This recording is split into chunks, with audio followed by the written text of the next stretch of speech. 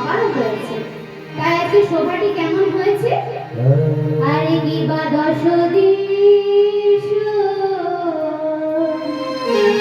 নিরামল এলো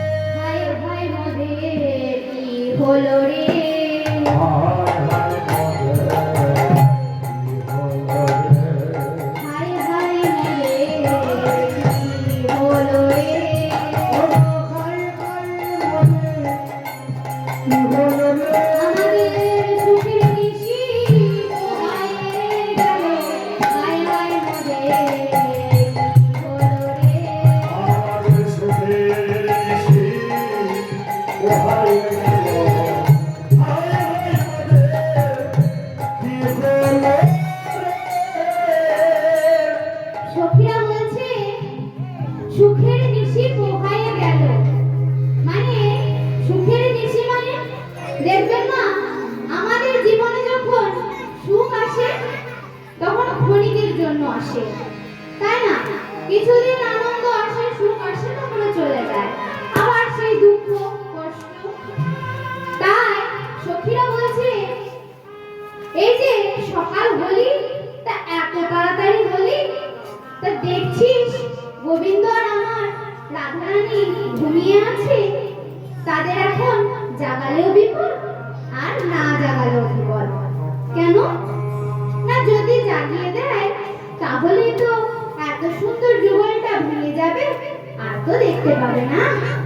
আর যদি না জাগায় তাহলে গোকুলের লোকে কি বলবে, কলঙ্ক হবে না। তাই সখীরা বলছে, হায় হায় মোদের বলো রে,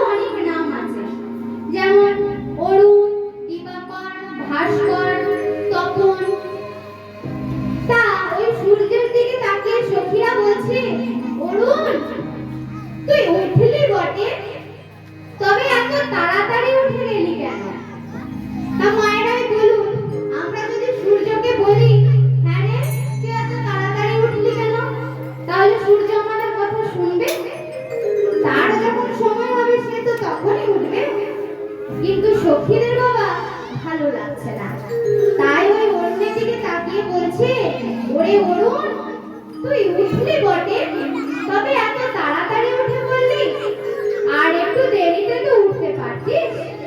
দেখছিস আমাদের রাধা গোবিন্দ ঘুমিয়ে আছে, তা তোর কি প্রাণে একটু মায়া দয়া নেই? আর একটু পরে যদি উঠতিস তাহলে কি তোর বিরাট কিছু ক্ষতি হয়ে যেত। এই তুই একবার অসময়ে উঠলি, আরো একবার তুই অসময়ে উঠেছিলি, আরো একবার অসময়ে উঠেছিলি কেন বলছে না, সেই রামায়ণের কথা না। রামায়ণে রাম রাবণের যখন যুদ্ধ হয়েছিল, লক্ষ্মণ যখন শক্তিশাল বানে পড়েছিল, তখনকার কথা বলছে। তা কি বলছে না, ওই রাবণের একটি পুত্র ছিল যার নাম মেঘনাদ, তার আর একটা অপর নাম হচ্ছে ইন্দ্রজিৎ। তা সেই ইন্দ্রজিৎ ব্রহ্মার তপস্যা করেছিলেন, আর ব্রহ্মার তপস্যা করে ব্রহ্মা খুশি হয়ে তাকে বর দিতে চেয়েছিলেন। ইন্দ্রজিৎকে বলে, তোমার তপস্যাতে আমি খুশি হয়েছি, এবার এখন বলো তোমার কি বর চাই। তখন ইন্দ্রজিৎ বলেছিল, আমাকে এমন বর দিন আমি যেন অমর হয়ে থাকি। তখন ব্রহ্মা বলে, দেখো আমি তো কাউকে অমরত্ব দান করতে পারবো না, কারণ এই মর্তভূমিতে অর্থাৎ এই পৃথিবীকে আরেকটা কথা মর্তভূমি বলে, বলছে মর্তভূমিতে মানুষ এসেছে মরতে, তার কর্মের ফল ভোগ করতে। তা তোমাকে তো আমি অমরত্ব দান করতে পারবো না, তুমি অন্য কিছু চেয়ে নাও, আমি তোমাকে সেটাই দেব। তখন মা ইন্দ্রজিৎ একটু চালাকি করে বলে, তাহলে আমাকে এমন বর দিন যাতে এই পৃথিবীর কেউ আমাকে কোনোদিনও মারতে না পারে। তা বাবা ব্রহ্মা তো আরো চালাক, সেটা তো ইন্দ্রজিৎ জানে না, তাই বলছে বেশ তাই হবে, তোমাকে আমি এমন বর দিচ্ছি যে পৃথিবীর কেউ তোমাকে মারতে পারবে না, সেটা ঠিক, কিন্তু একজন পারবে। কে সে? না, যে পুরুষ 14 বছর না খেয়ে থাকবে, 14 বছর না ঘুমিয়ে থাকবে, আর 14 বছর কোনো নারীর মুখ দেখবে না, সেই রকম কোনো পুরুষ তোমাকে হত্যা করতে পারবে, আর অন্য কেউ পারবে না। বলে বেশ ঠিক আছে, আর ব্রহ্মা তখন বলে তথাস্তু। কিন্তু ইন্দ্রজিৎকে কে মেরেছিল বাবা? লক্ষ্মণ, তাই না? লক্ষ্মণ বাবা 14 বছর না খেয়েছিল, না ঘুমিয়েছিল, না কোনো নারীর মুখ দর্শন করেছে। কখন না, লক্ষ্মণ যখন বনবাসে গিয়েছিল। এবার বলবেন যে কোনো মানুষ না ঘুমিয়ে না খেয়ে থাকতে পারে? হ্যাঁ, তখনকার দিনে পারত। লক্ষ্মণ 14টা বছর না খেয়ে থেকেছে, আর 14টা বছর না ঘুমিয়ে কাটিয়েছে, গৃহের বাইরে পাহারা দিত। এবার বলবেন যে 14 বছর না খেয়েছে না ঘুমিয়েছে মানলাম, কিন্তু কোনো নারীর মুখ দেখেনি, এটা কি করে হতে পারে? হ্যাঁ মা, সঙ্গে মা সীতা ছিল, কিন্তু জানেন কোনোদিনও মা সীতার মুখের দিকে তাকিয়ে লক্ষ্মণ আমায় দেখেন, সবসময় লক্ষ্মণ মা সীতার পায়ের দিকে তাকিয়ে কথা বলেছে। আর কোনো নারীকে পায়ের দিকে তাকিয়ে যদি কোনো পুরুষ কথা বলে, তো তাকে মায়ের রূপে সম্মান জানানো হয়। কিন্তু লক্ষ্মণের সীতা দেবী কে ছিলেন? দাদার স্ত্রী, মানে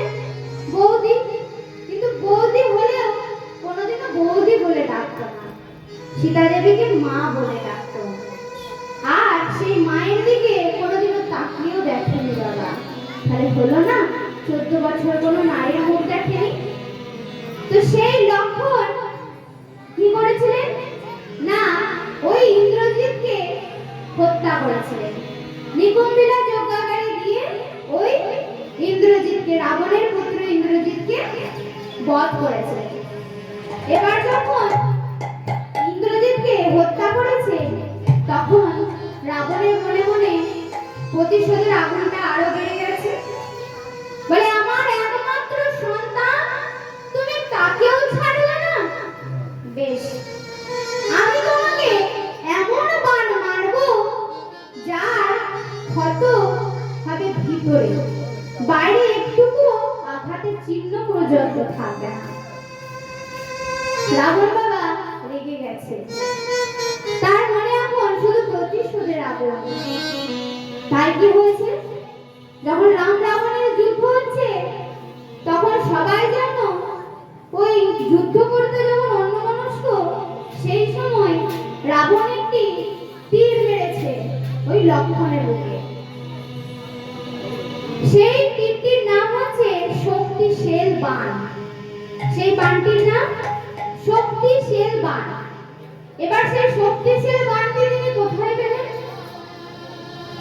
না, তার শ্বশুর রাজা ময়দান তার মেয়ের বিয়েতে শখের জামাইকে যৌতুক দিয়েছিলেন।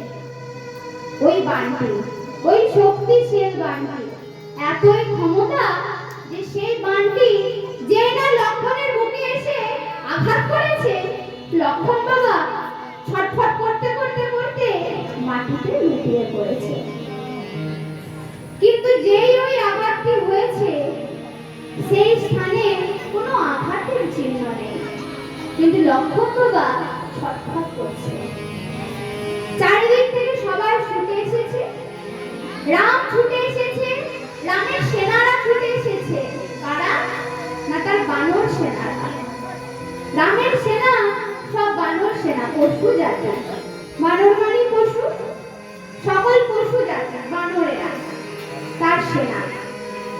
কোনো মনুষ্য জাতি কিন্তু তার কোনো সেনা নয়।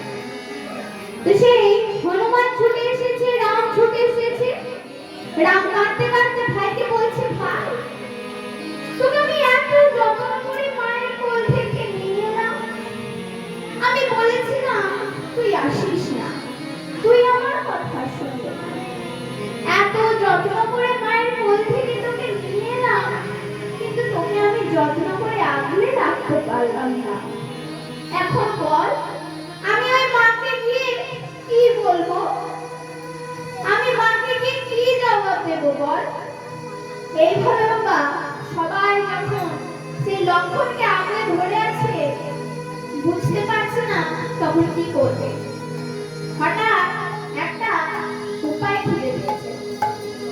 কি উপায় খুঁজে পেয়েছে না, যদি লক্ষণকে বাঁচাতে হয়, তাহলে ওই পর্বতে, হিমালয় পর্বতে বিশল্যকরণে জড়িবুটি আছে। সেই বিশল্যকরণে জড়িবুটি যদি এনে দিতে পারে, তাও সকাল হওয়ার আগে, তাহলে মা লক্ষণ ভালো হয়ে যাবে। সকলে মনে মনে চিন্তা করছে, ওই হিমালয় পর্বত তো অনেক দূর, কিন্তু তার সাথে আছে তার বানর সেনা। তখন বানর বলছে, প্রভু তুমি চিন্তা করো না, আমি তো উড়ে উড়ে যেতে পারি, তাই আমি উড়ে উড়ে গিয়ে ওই পর্বতমালা থেকে বিশল্যকরণে জড়িবুটি এনে দেব। তাই রামের আদেশ পেয়ে রামের কথা মতো কি করছে না, হনুমান বাবা চলেছে ওই হিমালয় পর্বতে বিশল্যকরণে জড়িবুটি আনতে। কিভাবে যাচ্ছে? জয় জয় রঘুপতি রাঘব রাজা রাম পতিত পাবন সীতারাম।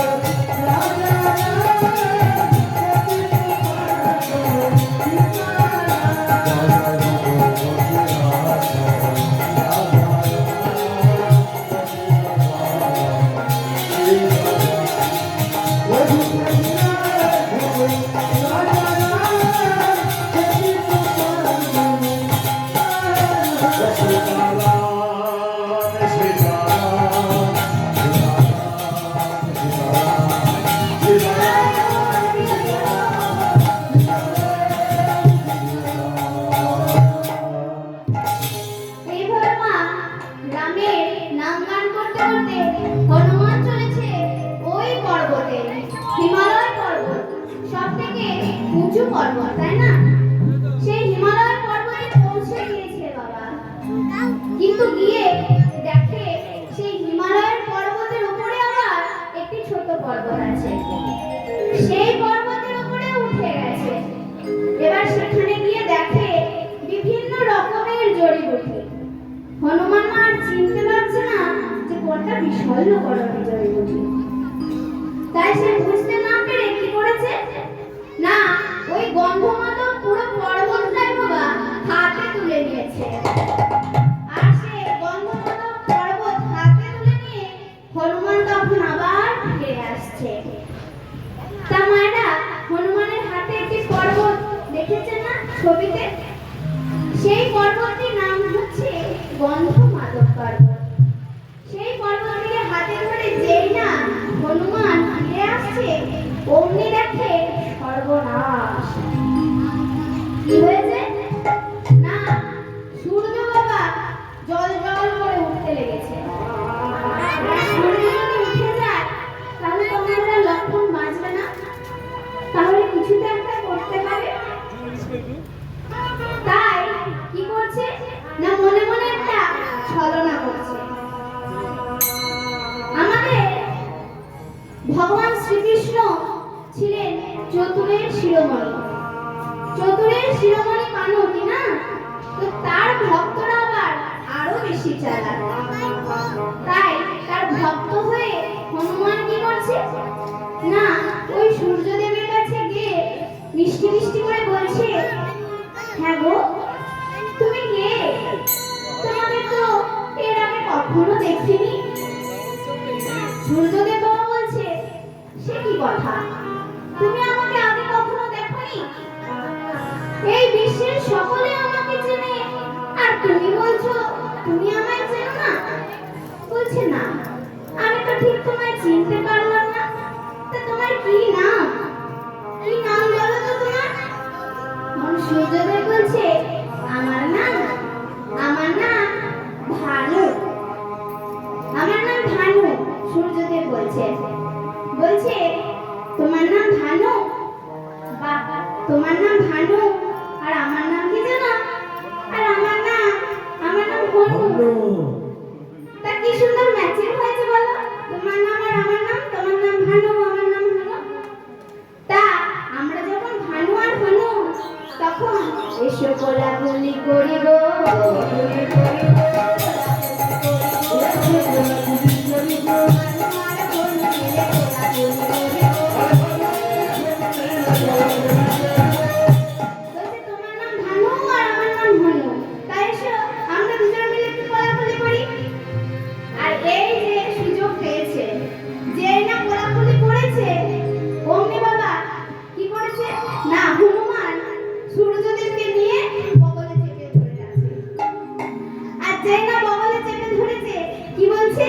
তুমি বগল চাপাই রইলে।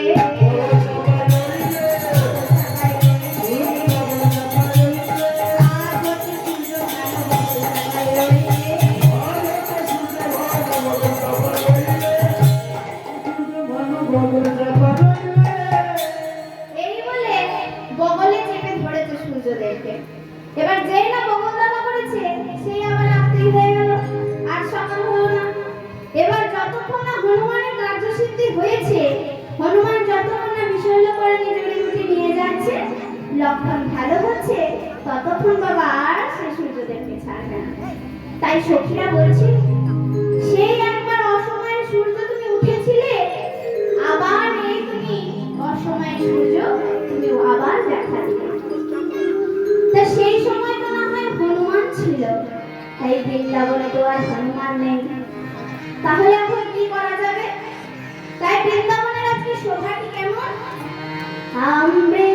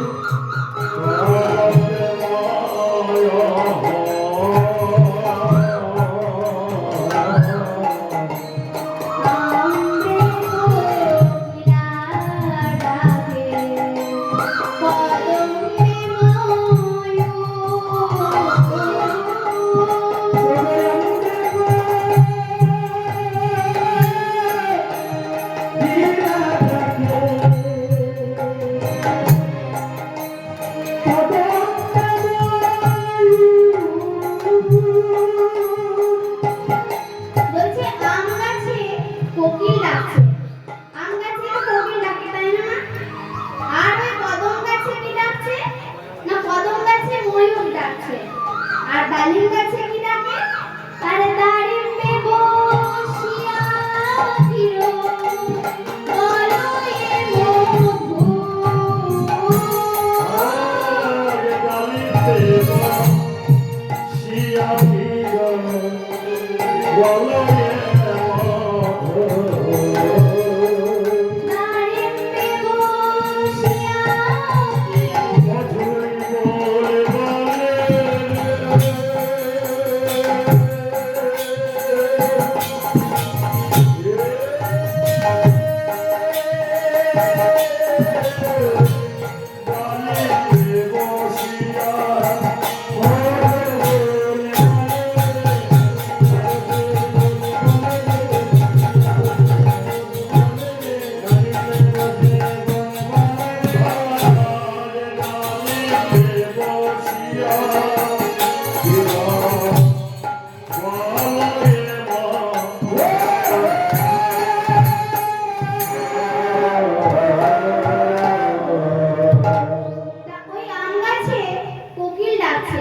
কোকিল কেমন করে ডাকে?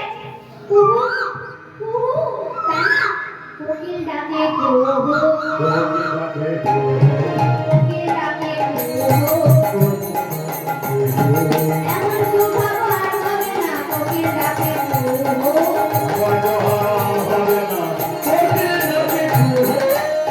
আর ওই ময়ূর কেমন ভাবে ডাকছে? ময়ূর ডাকে কেন?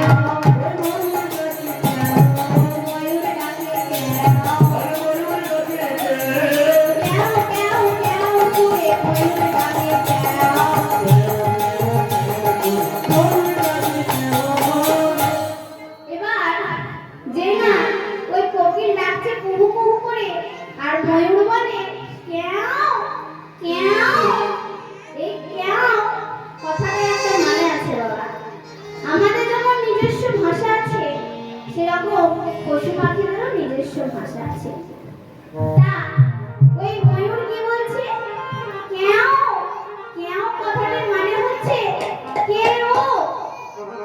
কোকিলকে দেখিয়ে বলছে কে ও। এই অসময়ে এইভাবে রাধা গোবিন্দের ঘুম ভাঙাচ্ছে, তাও কে? তাই বলছে। আর ওই দেখবেন ছোট ছোট পাখিগুলো হয় না, ওই চড়ুই পাখির মতো, তারা কি বলছে? পিকে বলে পিও, পিকে বলে পিও, পিকে বলে পিও, পিকে বলে পিও। এমন ভাগ্য আর হবে না, পিকে বলে পিও।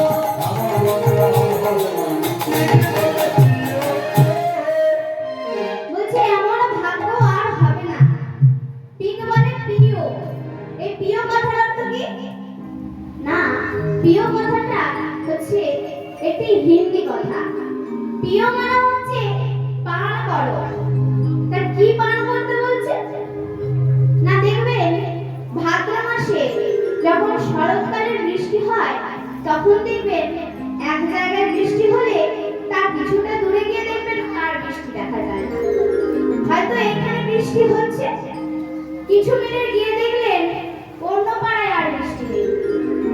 তা যখন বৃষ্টি হয় যে জায়গায় হয় সে জায়গাটায় ভেজে, আর যেখানে হয় না সেখানে তো আর ভেজে না। কিন্তু এই রাধা গোবিন্দের রসের বৃষ্টি এমনই বৃষ্টি যে এখানে শুনছে তারাও ভিজে যাবেন, আর যারা এই মাইকে দূর অবধি শুনছেন তারাও ভিজে যাবেন। কেউ বাকি থাকে না, কেউ বাকি থাকে না, কেউ বাকি থাকে না। কেউ বাকি থাকে না। এই রস বৃষ্টিতে কেউ বাকি থাকে না, এই রস বৃষ্টিতে কেউ বাকি থাকে না। এই রস বৃষ্টিতে কেউ বাকি থাকে না। এই রস বৃষ্টিতে কেউ বাকি থাকে না। বলছি আমাদের ভগবান এতই দয়াল যে তাকে যদি মন প্রাণ দিয়ে আমরা ডাকি তাহলে ভগবান ঠিক সাড়া দেবে, তাই না? কিন্তু মা আমরা সেইভাবে ভগবানকে ডাকতে পারি না। যদি আমরা ঠিকভাবে ভগবানকে ডাকি ভগবান আমাদের না সাড়া দিয়ে থাকতে পারে না। ভগবান এতটাই দয়াল। তা বলবেন যে কখন ডাকবো ভগবানকে? আমরা কখন ডাকবো? সংসারে বিভিন্ন কাজ করতে করতেই তো সময় চলে যায়, তাই না? ভগবানকে ডাকবার তো আর সময় হয় না। কিন্তু মা, আমরা যদি চাই, আমরা সর্বত্র জায়গায় আমাদের ভগবানকে ডাকতে পারি। তাই কি বলছি, পথ চলিতে কথা বলিতে, পথ চলিতে কথা বলিতে, পথ চলিতে কথা বলিতে, ও কথা বলিতে, তোমরা গাহো গাহো গাহো কৃষ্ণ নাম।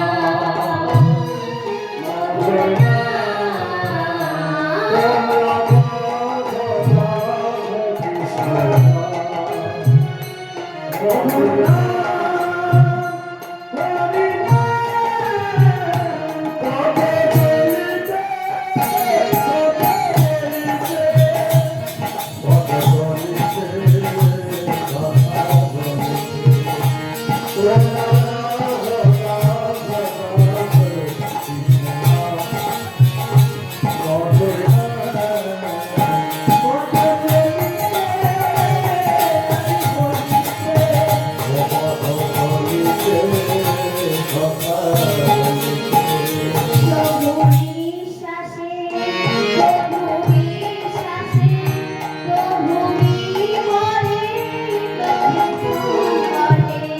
প্রভু বিশ্বাসে, প্রভু বিশ্বাসে, প্রভু বিপদে, প্রভু বিশ্বাসে, প্রভু বিশ্বাসে, প্রভু বিমলে, প্রভু করে। প্রভু বিশ্বাসে, প্রভু বিশ্বাসে, প্রভু বিপদে, প্রভু সাহায্যে। তোমরা গাহো গাহো গাহো কৃষ্ণ নাম, মধুর নাম।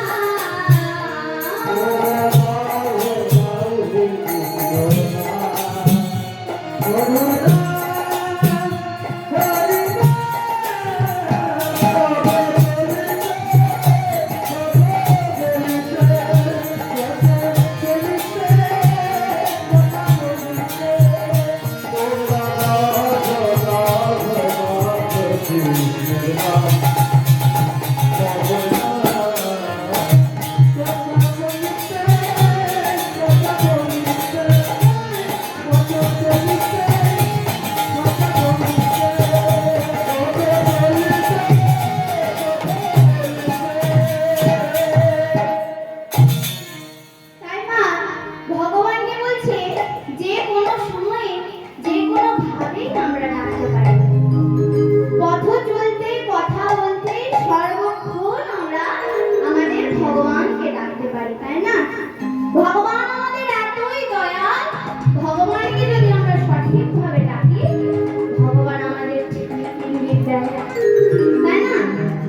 তো আজকে বৃন্দাবনে প্রভাত হয়েছে, সেই শোভাটি কেমন না, ওই দ্রাক্ষা ডালে, দ্রাক্ষা ডাল মানে আঙ্গুর ফলের গাছ, সেই আঙ্গুর ফলের গাছে দুটো পাখি বসে আছে।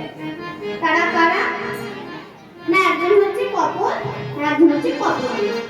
তারা দুজনে স্বামী স্ত্রী। কপল কপতিকে বলছে, ওই দেখো, রাধারানীর দিকে আঙুল ইশারা করে বলছে, ওই দেখো, বলো কপতি কপতি কপতি কপতি কপতি, সতী নারীর কপতি, সতী নারীর কপতি। বলছে সতী নারীর কয়পতি। হ্যাঁ গো মা, আপনাদের কটা করে পতি আছে? বললো না, আপনাদের কটা করে পতি আছে গো? পতিরাও শুনছে না? নির্ভয়ে বলুন, কোনো চিন্তা নেই। দুটো করে, দুটো করে না একটা করে গো? দুটো করে? সবার দুটো করে আছে তো? সবার যদি দুটো করে হয় মা, কারো একটি করে হয়ে থাকে তাহলে তাড়াতাড়ি এবার দুটো করে নিন। এবার বলবেন দুটো কেন, তাই না? আমাদের নিজেদের প্রতি একটা করে আর আমাদের জগৎ প্রতি আরেকটা, তাই না? এটা আমাদের তাই বলছে সতী নারীর বিপত্তি,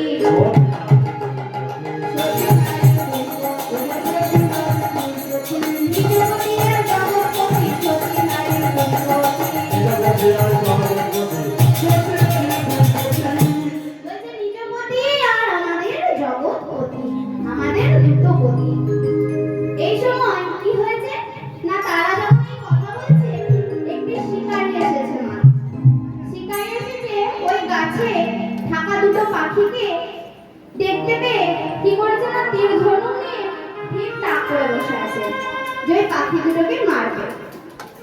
এবার কপত কপত একটু ভয় পেয়ে গেছে। এবার কপত কপতে যে উড়ে চলে যাবে তাও পারছে না। কেন না, ওপরে একটা শের পক্ষী ঘোরাঘুরি করছে, তাহলে ওপরে গেলেও বিপদ আর নিচে গেলেও বিপদ। সেই ডাঙায় বাঘ আর জলে কুমির, এরকম অবস্থা। তাই তখন কি করবে? তাই কপত কপতিকে বলছে, আচ্ছা তুমি যে একটু আগে বললে যে সতী নারীর দুটো করে পতি হয়, তাহলে আমি যে তোমার পতি, আমি নিজেই এখন বিপদে পড়েছি, আমি তো তোমায় আর বাঁচাতে পারবো না। তাহলে এক কাজ করো, তুমি যে বলে তোমার জগৎপতি আছে, তা তাকেই একবার ডেকে দেখো, তাকে একবার ডেকে দেখো, সে যদি এসে আমাদের উদ্ধার করতে পারে। বলছে ঠিক বলেছো। বলছে তা তুমি কি ডাকলে তোমার জগৎপতি আসবে? বলছে হ্যাঁ, জগৎপতি আসবে, জগৎপতিকে ঠিকভাবে রাখতে হবে। বলছে কোন ভক্ত যদি মনোবাঞ্ছা করে তা ভগবানের সাধ্য নাই তা পুরাইতে নাই, তাই না? তাই মন থেকে ভগবানকে ডাকি, দেখি আমার জগৎপতি এসে আমায় বাঁচায় কিনা। তখন কি বলছে, হরি ওম হরি, হরি ওম হরি, হরি ওম হরি, হরি ওম হরি, হরি ওম হরি, হরি ওম হরি, হরি ওম হরি, হরি ওম হরি।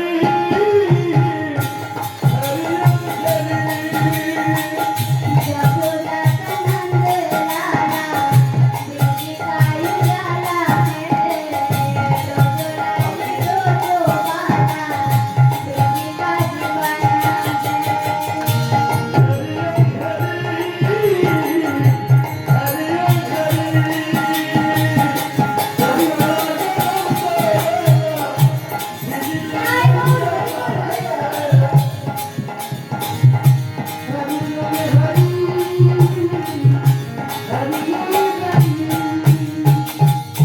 সত্য সনাতন নিত্য নিরঞ্জন ভব ভয়মান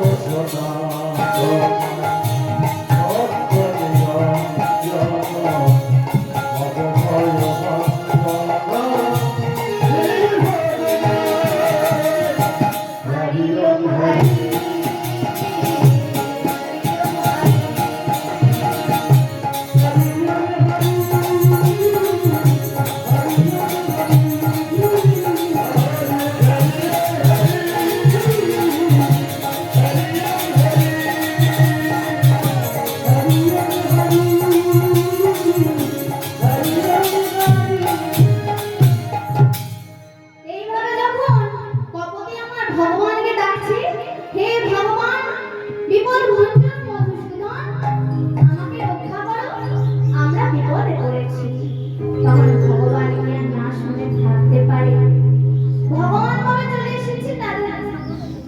শশী এসে কি করছে না একটি সর্পরূপ ধারণ করেছে আর একটি সর্পরূপ ধারণ করে সেই যে শিকারীটি ছিল তার পায়ে এসে দংশন করেছে আর যে না শিকারীটির পায়ে দংশন করেছে ওকে শিকারীটির লক্ষ্যভ্রষ্ট হয়ে গেছে লক্ষ্যভ্রষ্ট হয়ে গিয়ে লেগেছে ওই সেন পক্ষীর গায়ে তাহলে কি হলো ওপরের শত্রু মারা গেল আর নিচের শত্রু মারা গেল আর মনের আনন্দে কপত কপতি আমার উড়ে চলে গেল কত সুন্দর হয়েছে শোভাটি তাই না তাই কি শেখর শেখরি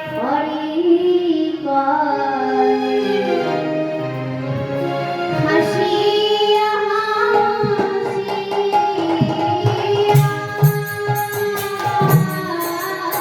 আজি সে করেছে করে আসে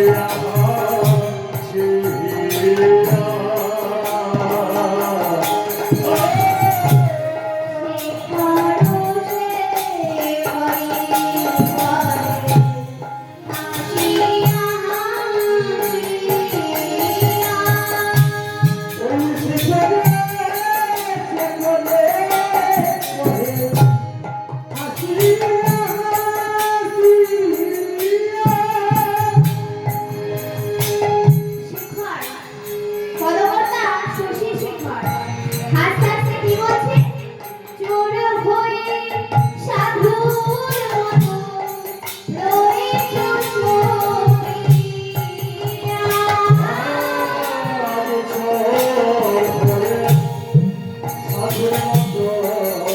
চোর হয়ে সাধুর মতো রয়েছ শোভিয়া।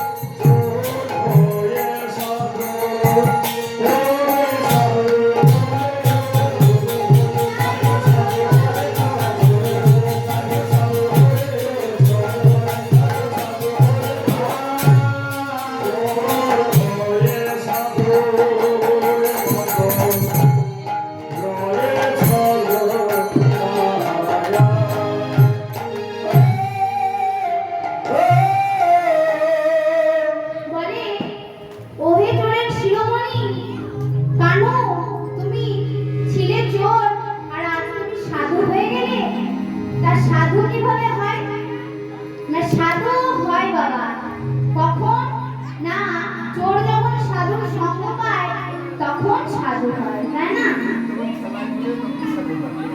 চোর ঠেলায় পড়ে সাধু হয় এর জন্য একটা ছোট বড় গল্প আছে মায়ের যদি চান তাহলে বলবো বলবো একটি ছোট গল্প আর নিজেরাই তো গল্প করছে মায়েরা একটু শুনুন গল্পটা চোর কিভাবে সাধু হয় না একদিন একটি চোর তার অবস্থা কোনো খুব একটা ভালো না সে চুরি করে বেড়ায় এবার সে একদিন মনে মনে চিন্তা করেছে যে গ্রামের একটি পুকুর আছে সেই পুকুরে মাছ চুরি করতে যাবে এবার তার ঘরে একটি জাল আছে সেই জালটিকে নিয়ে মধ্যরাত্রে গিয়েছে মাছ চুরি করতে এবার মাছ চুরি করতে গিয়েছে জালটা ফেলেছে মাছও উঠেছে অনেক এবার যেই না মাছ কাটা ওপরে টেনে তুলেছে অমনি শুনতে পায় গ্রামের কিছু লোক খবর পেয়ে এদিকে ছুটে আসছে শুনতে পাচ্ছে আওয়াজ হচ্ছে কিন্তু ধর ধর ধর ধর ধর ধর তা এই শুনে ও তো ভয় পেয়ে গেছে চোরটা মনে মনে এই গ্রামে চোর আসবে না কারণ তার রাস্তা দেখলাম ওই রাস্তাতে আস্তে আস্তে ভাববে যে তেলটা গাড়িতে ঘুরিয়ে আসছে সেই তেলটা উঠবে না এই গ্রামে এসো এই গ্রামে চোর আসবে না যার মনে চিন্তা নিয়ে হলো হ্যাঁ সেই চোর মনে মনে চিন্তা করছে এবার যদি ধরা পড়ে যায় তাহলে তখন পিটিয়ে লাট করে দেবে তো সেই ভয় কি করছে সে সব ছেড়ে দিয়ে